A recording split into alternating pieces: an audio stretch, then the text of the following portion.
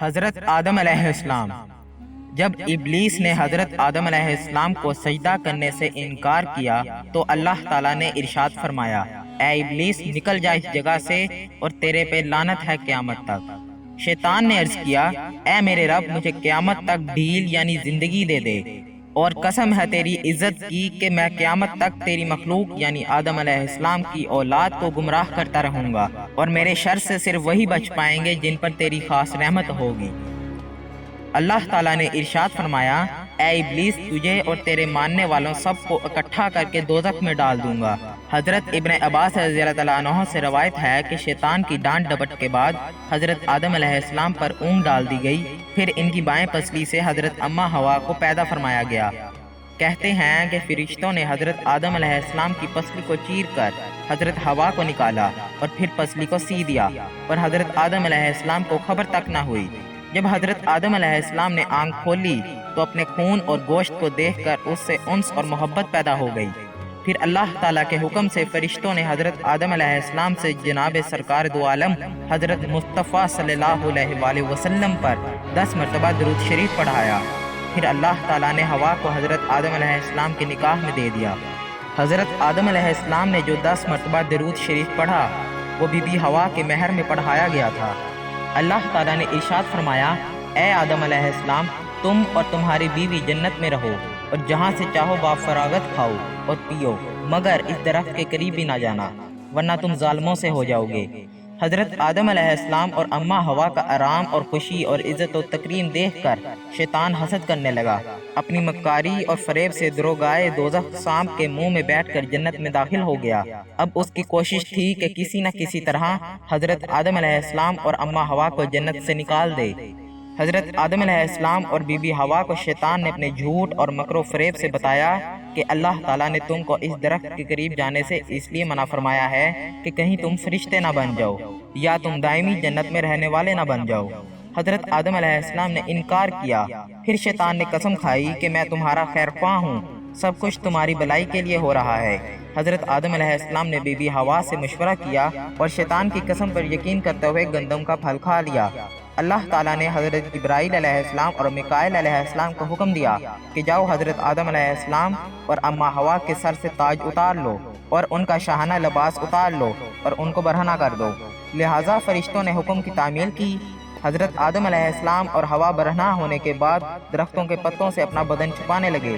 ابن عباس رضی اللہ تعالیٰ عنہ فرماتے ہیں کہ حضرت آدم علیہ السلام اور اماں حوا جس درخت کے پتے اتار کر جسم ڈھانپ رہے تھے وہ درخت انجیر کا تھا، اور دونوں بدخواسی کے عالم میں ادھر ادھر بھاگنے لگے۔ حضرت آدم علیہ السلام کا قد طویل تھا اور سر کے بال لمبے اور گھنے تھے۔ ایک درخت میں الجھ گئے، کہنے لگے، اے درخت مجھے چھوڑ دے۔ درخت بولا، میں نہیں چھوڑوں گا۔ پھر اللہ تعالیٰ کی طرف سے صدا آئی کہ اے آدم کیا تم مجھ سے بھاگ سکتے ہو؟ حضرت آدم علیہ السلام نے عرض کی، اے رب میں تجھ سے حیا کر رہا ہوں کیونکہ برہنہ ہو گیا ہوں۔ اللہ تعالیٰ نے ارشاد فرمایا، اے آدم میں نے تجھے اور حوا کو رہنے کے لیے جنت بخش دی تھی، صرف ایک درخت سے منع کیا تھا کہ اس کا پھل نہ کھانا۔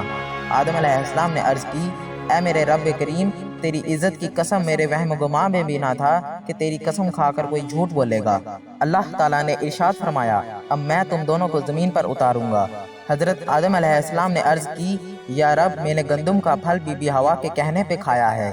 اللہ تعالیٰ نے بی بی حوا کو سزائیں سنائیں، حضرت آدم علیہ السلام کو بھی سزائیں سنائیں، اور سانپ، مور اور ابلیس کو بھی سزائیں سنائیں۔ قرآن پاک کی سورۃ طٰہٰ میں ارشاد ربانی ہے کہ ہم نے کہہ دیا تھا، اے آدم یہ تیرا اور تیری بیوی کا دشمن ہے، خیال رکھنا کہ کہیں تم دونوں کو جنت سے نکال نہ دے، پھر تم دونوں مشقت میں پڑ جاؤ۔ حضرت حسن بصری رحمۃ اللہ فرماتے ہیں، حضرت آدم علیہ السلام کو ہندوستان کے شہر دہنا اور حوا کو جدہ میں اتارا، ابلیس کو بصرہ میں پھینکا گیا، سانپ کو ایران اور مور کو کابل میں اتارا گیا۔ حضرت آدم علیہ السلام 200 برس اپنی توبہ کے فکر و غم میں رہے اور گرفتاری کرتے رہے۔ ایک دن حضرت آدم علیہ السلام رو رو کر اللہ تعالیٰ سے معافی مانگ رہے تھے کہ جبرائیل علیہ السلام بھی تشریف لے آئے۔ حضرت آدم علیہ السلام کی گریزاری دیکھ کر خود بھی رونے لگے۔ حضرت آدم علیہ السلام سے پوچھا کہ اتنا کیوں رو رہے ہو؟ حضرت آدم علیہ السلام نے کہا کہ آسمان کی بلندی سے مجھے پستی میں ڈال دیا گیا ہے، نعمتوں کے گھر سے نکال کر رنج و غم میں ڈال دیا گیا ہے۔ جب حضرت آدم علیہ السلام کو پیدا کیا گیا تھا انہوں نے عرش عظیم پر کلمہ شریف دیکھا تھا۔ حضرت آدم علیہ السلام نے عرض کی، اے رب کائنات، اے عرش بری کے مالک، عرش پر تیرے نام کے ساتھ ایک نام محمد صلی اللہ علیہ وآلہ وسلم لکھا دیکھا تھا، اس نام کا واسطہ میری توبہ قبول فرما دے۔ اللہ تعالیٰ نے حضرت آدم علیہ السلام کی توبہ قبول فرمائی اور ارشاد فرمایا، اے آدم، محمد صلی اللہ علیہ وآلہ وسلم تیری اولاد میں آخری نبی ہیں۔ توبہ کی قبولیت کے بعد حضرت آدم علیہ السلام عرفات میں آئے اور بی بی حوا بھی جدہ سے عرفات آئیں۔ دونوں کی توبہ قبول ہوئی اور دونوں کی ملاقات ہوئی۔